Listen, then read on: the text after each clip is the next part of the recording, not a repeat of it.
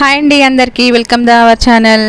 మన ఛానల్లో అయితే చికెన్ కర్రీ ఈరోజు విలేజ్లో ఎలా ప్రిపేర్ చేస్తామో అట్లా అయితే చేద్దాం. ఫస్ట్ అయితే చికెన్ని మంచిగా అయితే కడుక్కొని దాన్ని వాటర్ లేకుండా అయితే మంచిగా చూసుకోవాలి. తర్వాత తగినంత కారం, తర్వాత అల్లం, తర్వాత పసుపు, కొంచెం ఆయిల్ అయితే కొంచెం ఎక్కువనే పోసుకుంటాను నేనైతే.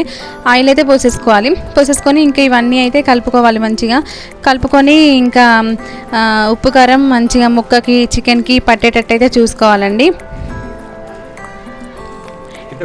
ఈ విధంగా కలిపేసుకొని మనకి ఇంకా మసాలా దినుసులు ఏమైనా వేసుకోవాలనుకుంటే కూడా ఇప్పుడే వేసుకోవచ్చు. కానీ నేనైతే అట్లాంటివి ఏమి వేయట్లేదు. మామూలుగా నార్మల్గా కర్రీ చేసేస్తున్నా. ఇంకా మా పిల్లలు అయితే అవన్నీ వేస్తే సరిగ్గా తిన్నారన్నమాట. సో ఇంకా నెక్స్ట్ పక్కన పెట్టుకున్న తర్వాత గ్యాస్ అయితే ఆన్ చేసేసుకొని ఒక గంజి అయితే పెట్టుకొని దాంట్లో ఆయిల్ అయితే పోసేసుకొని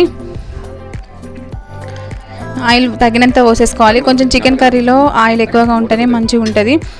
తర్వాత ఆయిల్ ఎక్కువ పోసిన తర్వాత దాన్ని హీట్ అయ్యే వరకు అయితే వేట్ చేసేసుకొని మనం పక్కన అయితే ఇంకా ఎల్లిగడ్డను పచ్చిమిరపకాయలు అయితే కట్ చేసి పెట్టుకుందాం. ఆయిల్ హీట్ అయ్యేంత వరకు అయితే కట్ చేసి పెట్టుకొని ఇంకా ఎక్కువ కారం మిరపకాయలు కూడా వేయట్లేదు. ఒక 2 మిరపకాయలు, ఒక ఆనియన్ అయితే కట్ చేసేసుకున్నా నేను.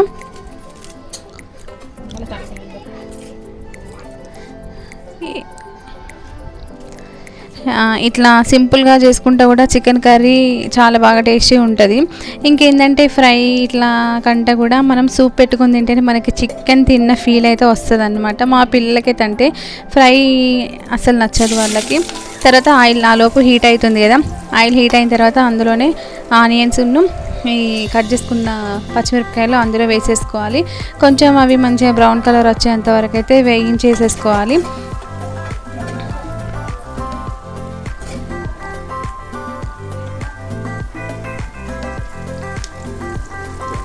ఇంకా ఇందులో కూడా కొంచెం అల్లం వేసుకోవచ్చు. ఇంకా నేను కర్రీలో వేసేసినా కాబట్టి ఇంకా ఇందులో అయితే అల్లం వేయట్లేదు. అల్లం ఎక్కువ వేస్తే కూడా మా పిల్లలు ఎక్కువ తినరు. అల్లం స్మెల్కి కర్రీ అసలు వాళ్ళకి తినాలనిపించదట. సో ఏంటంటే నేను కర్రీలోనే వేసేస్తాను, ఇంకా మళ్ళీ ఇందులో ఏం వేయను.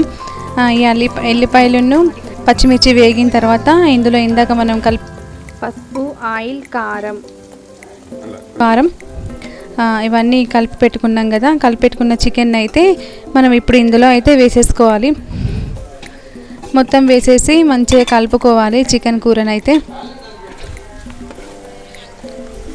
పెట్టేసుకున్న తర్వాత ఇంకా కాసేపు అయితే మంచిగా కలుపుకొని ఒక మూత అయితే వేసేసుకోవాలి చికెన్ మీద. మూత వేసేసిన తర్వాత ఇంకొక 10 నిమిషాలు అయితే ఇలాగే మగ్గనివ్వాలి. మగ్గిన తర్వాత ఒకసారి మూత ఓపెన్ చేసి చూస్తే కర్రీ అయితే ఇలా ఉడికిపోతుంది. ఉడికిన తర్వాత ఇంకా ఇందులోనే కింద అడుగైతే అంటకుండా 10 నిమిషాల తర్వాత అయితే కలుపుకోవాలి. కలిపిన తర్వాత ఇంకా ఇందాక మనం కారం, పసుపు అవన్నీ కలుపుకున్న బౌల్లో అయితే ఉంటుంది కదా, అందులో కొన్ని వాటర్ అయితే పోసి పక్కన పెట్టేసుకున్నాను నేనైతే. చికెన్ అంటే ఇష్టపడని వాళ్ళు అయితే ఎవ్వరు ఉండరు కదా. ఇంకా గిన్నె కలిపెట్టుకున్నాం కదా, అందులోనైతే కొన్ని వాటర్ అయితే పోసేసుకొని ఈ చికెన్లో అయితే పోసేసుకొని ఇంకా అందులోనే చికెన్ మసాలా కొంచెం వేసేసి ధనియాల పౌడర్ కొంచెం అయితే వేసేసినాం. ఇంకా నా దగ్గర అయితే ఈరోజు కొత్తిమీర అయితే లేదు, లేకపోతే నేను ఇలాగే వండిస్తాను. మరీ తెప్పించుకొని వండాలి అన్నదైతే ఏం లేదు. ఇంకా ధనియాల పొడి కొంచెం ఎక్కువ వేసేసుకుంటే సరిపోతుంది. చికెన్ మసాలా కూడా కొంచెం ఎక్కువ వేసేసుకుంటే చికెన్ అనేది చాలా టేస్టీగా ఉంటుంది. చికెన్ అంటే ఇష్టపడిన వాళ్ళు అయితే ఎవరు ఉండరు. మా పిల్లలు అయితే మటన్ కంటే ఎక్కువ చికెనే ఇష్టపడతారండి. ఇంకా ఉప్పు కూడా వేసేసుకున్నా.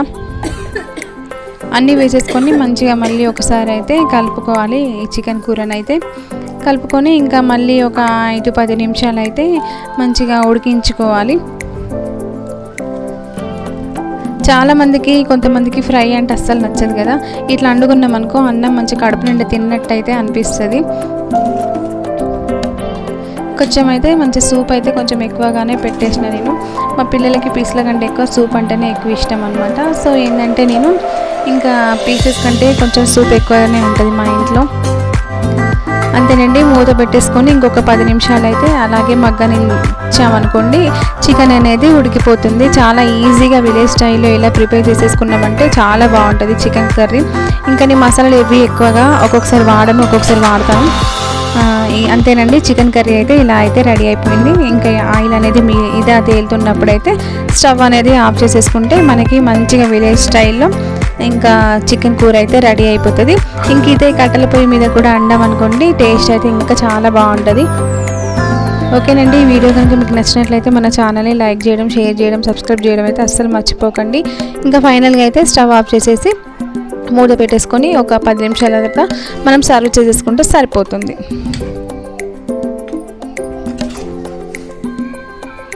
Okay, thank you for watching this video అండి.